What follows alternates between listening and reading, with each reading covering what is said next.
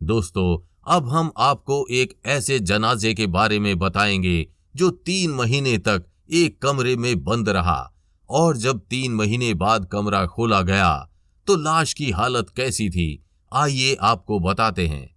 आप इसको भी आखिर तक जरूर देखते रहें, आपको कुछ न कुछ जरूर सीखने को मिलेगा। दोस्तों, एक बादशाह ने अपने मुल्क के लोगों पर जुल्म व सितम करके बहुत सारा खजाना जमा किया और शहर से बाहर जंगल में एक खुफिया गार में छुपा दिया। उस खजाने की 2 चाबियां थी, एक बादशाह के पास और दूसरी उसके वजीर के पास। इन दोनों के अलावा किसी को भी इस खुफिया खजाने का नहीं पता था।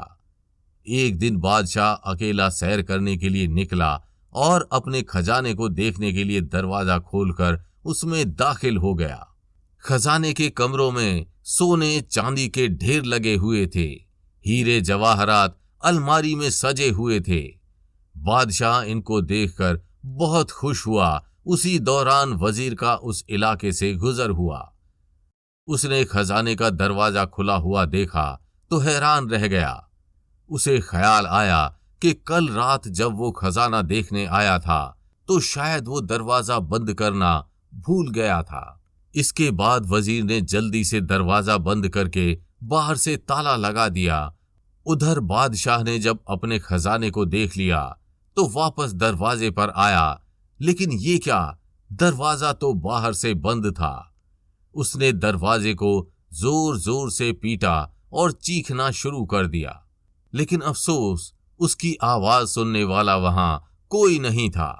वो लौटकर फिर अपने खजाने के पास गया और खजाने से दिल बहलाने की कोशिश करने लगा, लेकिन भूख और प्यास की शिद्दत ने उसे तड़पाना शुरू कर दिया। वो फिर से भागकर दरवाजे की तरफ आया, लेकिन दरवाजा बंद था। वो जोर जोर से चीखता और चिल्लाता रहा, लेकिन वहां उसकी फरियाद सुनने वाला कोई नहीं था। वो निढाल होकर दरवाजे के पास गिर गया। जब भूख और प्यास से बुरी तरह तड़पने लगा तो रेंगता हुआ हीरों की तिजोरी तक आया। उसने तिजोरी खोलकर बड़े बड़े हीरे देखे जिनकी कीमत बहुत ज्यादा थी। उसने हीरों से कहा, ए लखपति हीरों, मुझे एक वक्त का खाना दे दो। बादशाह को ऐसा लगा जैसे वो हीरे और मोती जोर जोर से हंस रहे हों।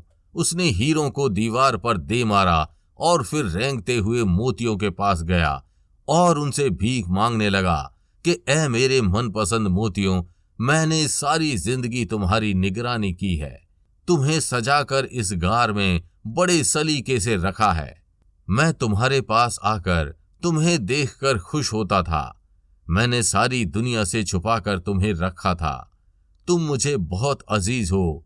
ए मोतियों, मुझे एक गिलास पानी दे दो। लेकिन ऐसा लग रहा था कि जैसे मोती हंस रहे हों और कह रहे हों, ए दौलत के लालची, काश तूने दौलत की हकीकत समझ ली होती। तेरी सारी उम्र की कमाई हुई दौलत तुझे एक वक्त का खाना और पानी नहीं दे सकती। बादशाह चकरा कर गिर गया। जब उसे होश आया तो उसने सारे हीरे और मोती बिखेर कर दीवार के पास अपना बिस्तर बनाया और उस पर लेट गया। वो दुनिया को एक पैगाम देना चाहता था, लेकिन उसके पास कागज और कलम नहीं था। उसने पत्थर से अपनी उंगली कुचली और बहते हुए खून से दीवार पर कुछ लिख दिया। उधर मुल्क में सिपाही बादशाह को ढूंढ रहे थे। जगह जगह चप्पे चप्पे छान मारे, लेकिन बादशाह कहीं नहीं मिला। महल के लोग बादशाह को तलाश करते रहे, लेकिन बादशाह नहीं मिला। जब कई दिन की तलाश के बाद वजीर खजाने का मुआयना करने आया तो देखा बादशाह हीरे जवाहरात के बिस्तर पर मरा पड़ा है और सामने की दीवार पर खून से लिखा है कि ये सारी दौलत और सारा खजाना एक गिलास पानी के बराबर भी नहीं है। दोस्तों, आज लोग दुनिया में दौलत जमा करके उस पर गुरूर और तकब्बुर करते हैं। गरीबों मिस्किनों का माल छीनकर उस पर ऐश की जिंदगी गुजारते हैं, लेकिन उनको मालूम नहीं कि दुनिया की दौलत की हैसियत कुछ भी नहीं। दोस्तों, इसी तरह का एक वाकया ये भी है कि एक अमीर आदमी जो सरकारी मुलाजिम था, यानी उसकी सरकारी नौकरी लगी हुई थी, उसके 3 बेटे थे। तीनों बेटों की शाहाना जिंदगी गुजर रही थी। वक्त तेजी से गुजरा और उसके नाम के साथ रिटायर्ड लग गया, यानी नौकरी से रिटायर हो गए। जब रिटायर हो गए तो घर पर बैठ गए। बेटों ने बाप की नौकरी का खूब फायदा उठाया और शाहाना जिंदगी गुजारते रहे। नौकरी से रिटायर होने के बाद बाप किसी बीमारी की वजह से चलने फिरने और बोलने से माजूर हो गया। बेटे कहने लगे, अब तो बाप की कमजोरी देखी नहीं जाती। एक बेटे ने कहा, अब अब्बा की प्रॉपर्टी और माल का बंटवारा करते हैं, ना जाने कब मर जाएं। अब तो शर्म आती है बताते हुए कि लोग हमें क्या कहेंगे। जब दोस्त आते हैं तो सामने ये बूढ़ा पड़ा होता है। ऐसा करते हैं कि एक नौकर इनके साथ रहने के लिए रख लेते हैं, जो इनका ख्याल रखेगा। इसके बाद नौकर रख लिया गया और एक कमरे में बाप के लिए फर्श पर गद्दा लगा दिया गया। नौकर को कहा गया कि इनका पूरा ख्याल रखना, हमें शिकायत ना मिले। उसके बाद बेटों की शादियां हो गईं। एक ने गर्मियों की छुट्टियां गुजारने के लिए फ्रांस का प्रोग्राम बनाया और दूसरे ने लंदन का, तीसरे ने पेरिस का और घूमने चले गए। नौकर से कह दिया कि हमारी 3 महीने बाद वापसी होगी, तुम बाबा का पूरा ख्याल रखना और वक्त पर खाना देना। नौकर ने कहा, जी साहब, आपको शिकायत का कोई मौका नहीं मिलेगा। इसके बाद सब चले गए। वो बाप अकेला घर के कमरे में लेटा सांस लेता रहा, ना चल सकता और ना बोल सकता था। नौकर घर को ताला लगाकर बाजार से ब्रेड लेने गया तो रास्ते में उसका एक्सीडेंट हो गया।